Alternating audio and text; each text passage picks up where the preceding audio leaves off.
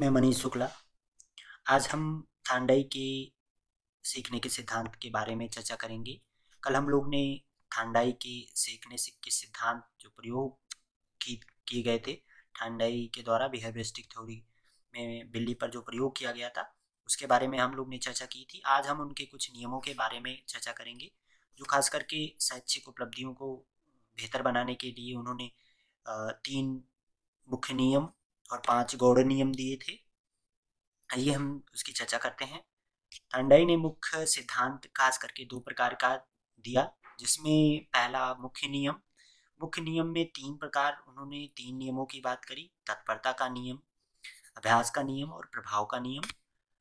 और अगर हम कहें कि गौड़ नियम जो उनके दूसरे नियम थे, मुख्य सिद्धांत थे, उसमें गौड़ नियम था। गौड़ नियम में उन्होंने 5 नियमों की चर्चा करी। बहुप्रतिक्रिया का नियम, मनोवृत्ति का नियम, आंशिक क्रिया का नियम, सदृश्यता का नियम, सहचर्यवाद सहचर्य का नियम या परिवर्तन का नियम, या हम कहें कि इसे स्थानांतरण का भी नियम कहा जाता है। आइए हम एक एक करके चर्चा करते हैं इसकी और बताते हैं आपको। थांडाई के जो सिद्धांत थे ये महत्वपूर्ण 3 सिद्धांत थे, जिसमें तत्परता, अभ्यास और प्रभाव के नियम थे इसमें, और 5 उन्होंने सहायक नियमों की भी चर्चा करी। पहला, तत्परता का नियम। यह नियम कार्य करने से पूर्व या पूर्व तात्पर्य यह तैयार करने किए जाने पर बल देता है। यह नियम जो है वो कार्य करने से पूर्व तत्पर या किसी कार्य की तत्परता या उससे तैयारी के लिए बल देता है। यदि हम किसी कार्य को सीखने के लिए तत्पर या तैयार होते हैं तो हम उसे शीघ्र सीख लेते हैं। अगर हमें काम करने की इच्छा निहित नहीं होगी या तत्परता निहित नहीं होगी तो हम अपने ध्यान केंद्रण नहीं कर पाएंगे और जिससे हम काम कर नहीं पाएंगे। हमने एक एक इसमें उदाहरण लिया है कि अगर एक व्यक्ति को या एक घोड़े को हम तालाब तक ले जा सकते हैं, लेकिन उसे हम पानी पीने के लिए बाध्य नहीं कर सकते हैं। अगर हम किसी जो नियम होते हैं तत्परता, यानी हम काम करने की जो हमारी फ्रिक्वेंसी होती है, यानी तत्परता होती है, तत्पर होते हैं किसी कार्य करने के लिए, तो वो ही हमारे कार्य की एबिलिटीज को बढ़ाती है, इच्छा शक्ति को बढ़ाती है और ध्यान केंद्रण को भी बढ़ाती है। अगर हमें काम करने में तत्परता नहीं होगी तो हम, जाहिर सी बात है कि हम उस पर ध्यान केंद्रित नहीं होंगे। अभ्यास का नियम। अभ्यास का नियम में उन्होंने बताया कि जो किसी कार्य या सीखी गई वस्तु को बार बार अभ्यास करने से पर बल देता है। जो अभ्यास का नियम है वो किसी काम पर, किसी कार्य पर बार बार अभ्यास देने पर बल देता है, यानी उससे हम त्रुटि भी कम कर सकते हैं। किसी काम को बार बार करते हैं तो उसमें होने वाली जो त्रुटियां होती हैं वो भी कम होती है और हमारे काम करने की जो एबिलिटीज होती है या काम का जो नेचर होगा वो सफलतापूर्वक पूर्ण हो सकता है। और अगर हम इसे देखें कि यदि सीखे गए कार्य का अभ्यास ना करें तो हम हो सकता है कि भूल भी सकते हैं, हो सकता है कि उसमें कुछ चूक हो सकती है। इन्होंने इसके 2 उपनियम दिए। पहला उन्होंने उपनियम प्रयोग में दिया कि उसकी पुनरावृत्ति पर आधारित होना चाहिए, यानी जो हमारा काम करने का अभ्यास का नियम जो है वो 2 उपनियमों पर आधारित है। पहला पुनरावृत्ति, यानी अभ्यास का मतलब होता है कि किसी चीज को बार बार रिपीट करना। अनुप्रयोग मतलब जो हम रिपीट करते हैं, काम करने की रिपीटिशन हमारे अंदर में होती है, वो हमारी स्मृति यानी मेमोरी पर आधारित होती है। जिस तरीके से एक कबीरदास ने एक दोहा कहा, करत करत अभ्यास के जड़मत हो सुजान, रसड़ी आवत जात है सिल पर पड़त निशान। इस तरीके से यानी हम बार बार किसी चीज का अभ्यास करते हैं तो वो पुनरावृत्ति और स्मृति पर भी आधारित हो जाते हैं, हम यानी हमारे मेमोरी में वो फीड हो जाता है। इसी को जीन प्याजे स्कीमा शब्द देते हैं, यानी मेमोरी को, कि हमारे स्मृति में जो चीजें एक बार चली जाती हैं ज्ञान के रूप में वो हमारे अंदर में रहती हैं और जब भी हम उसे याद करने और सोचने का प्रयास करते हैं हमें वो मिल जाती है। प्रभाव का नियम। नियम मतलब कि हमारे किसी इफेक्ट्स यानी हमारे कार्य के संतोष और असंतोष के नियमों पर आधारित है, यानी जो काम होगा उससे हमें या तो संतोष मिलेगा या तो असंतोष मिलेगा। इसे भी इस नियम के आधार पर हम जान सकते हैं। इसे हम संतोष और असंतोष का भी नियम कहते हैं।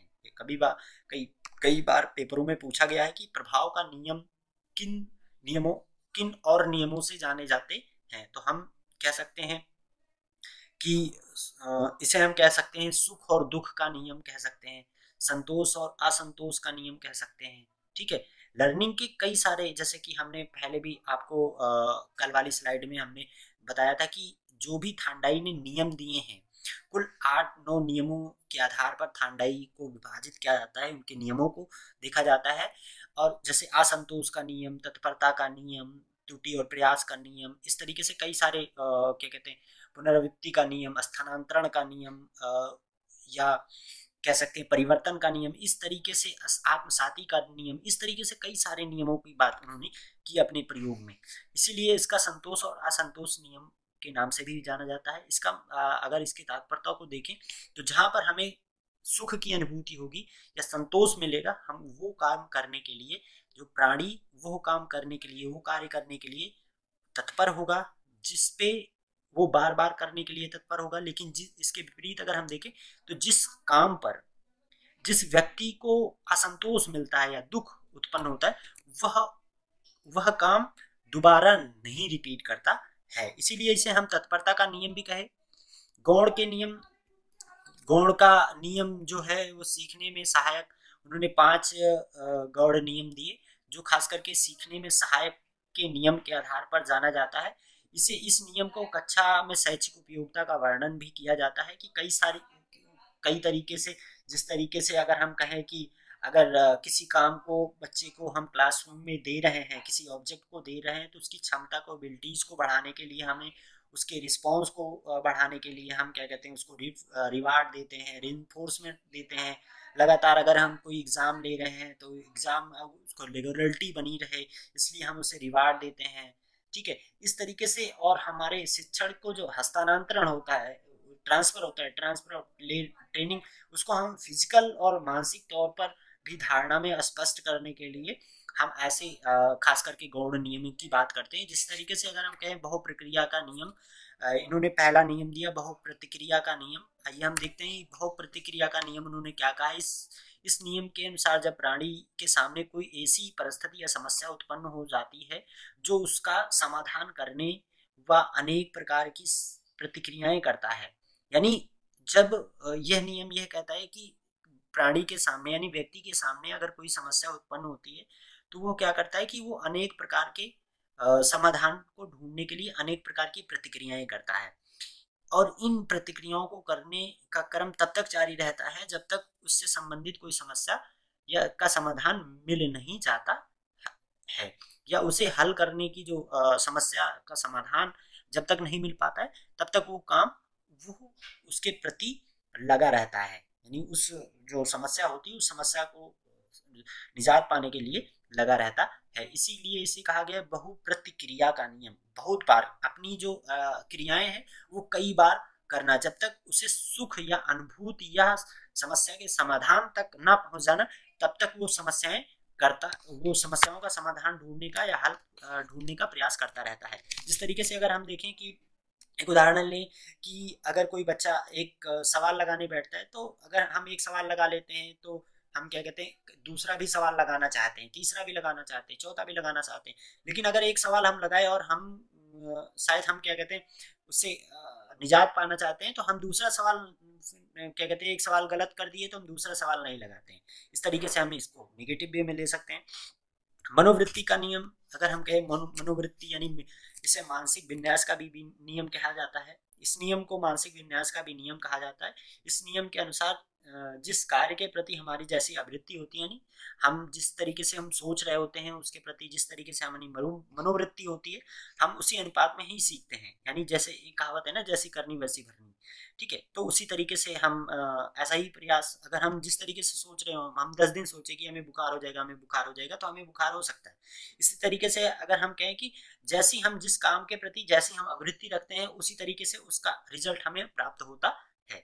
यदि हम मानसिक रूप से किसी कार्य को करने के लिए तैयार नहीं होते हैं तो यह हम उसे करने में असफल होते हैं, तो उसमें अनेक त्रुटियां होती हैं, अनेक विलंबन होते हैं। जिस काम को हमें करने के लिए हमारी मानसिक स्थिति नहीं होती है, हम उसे या तो उस काम में असफल होते हैं, या तो उसमें कई बार त्रुटियां होती हैं, या वो काम अगर हम करते भी हैं, रीइंफोर्समेंट में कर भी रहे हैं, तो वो काम बहुत डिले भी होता है। आंशिक क्रिया का नियम, इस नियम के अनुसार काम को बोला जाता है कि इस नियम के अनुसार जो बच्चे को अगर कोई काम दिया जाए तो छोटे छोटे में विभाजित कर दिया जाए। कार्य करने की जो कुशलताएं होती हैं, कार्य करने में सुविधाजनक रहे।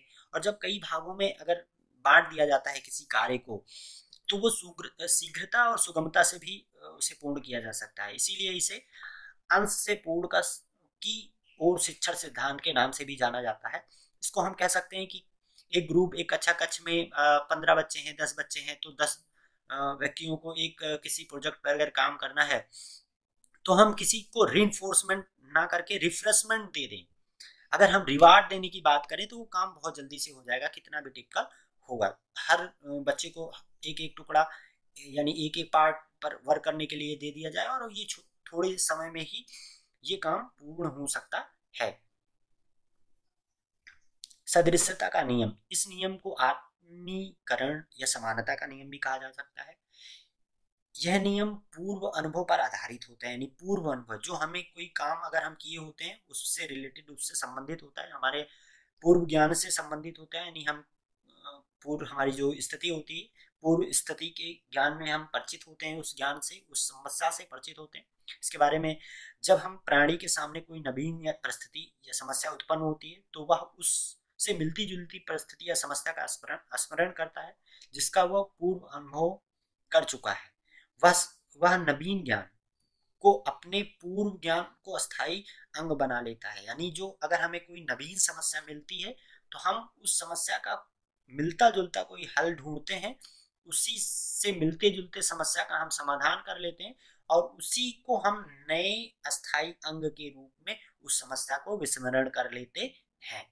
अगर हम यहाँ पर उदाहरण एक लें कि जैसे एक बच्चा जब छोटा होता है, तो किसी भी उड़ती हुई चीज को हम, वो हमेशा अगर जो पहली बार उसे सिखाया गया होता है, पहला ज्ञान दिया गया होता है, वो उसी को आत्मसात कर लेता है, यानी उसी को ग्रहण कर लेता है। जैसे एक छोटा बच्चा होता है, वो छोटे समय में अगर उसे वो बिल्ली से डर रखता है, तो वो हर हर चार पैर वाली वस्तु, क्या कहते हैं, जानवरों को वो बिल्ली ही समझता है, चाहे वो कुत्ता ही क्यों ना हो।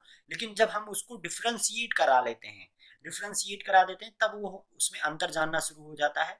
उसी को जब उसके पास पहले सामने समस्या आती है, तो उससे मिलती जुलती समस्या का वो अनुभव करता है, और उसे अस्थायी अंग बनाने का कोशिश करता है। यानी जो सदृश हो, यानी एक जैसा मिलता जुलता अंग हो। जैसे कि अगर हम कहें कि बाघ और चीता में अंतर कर पाना, बहुत कुछ लोग बहुत टिपिकल होते होंगे, बाघ और चीता पहचान में नहीं आता होगा उन्हें कि बाघ कौन है, चीता कौन है। ठीक है, तो इस तरीके से सदृशता का नियम ये इस पर आधारित है। सहचर्य का नियम या स्थानांतरण का नियम, इसे हम परिवर्तन का नियम भी कहते हैं।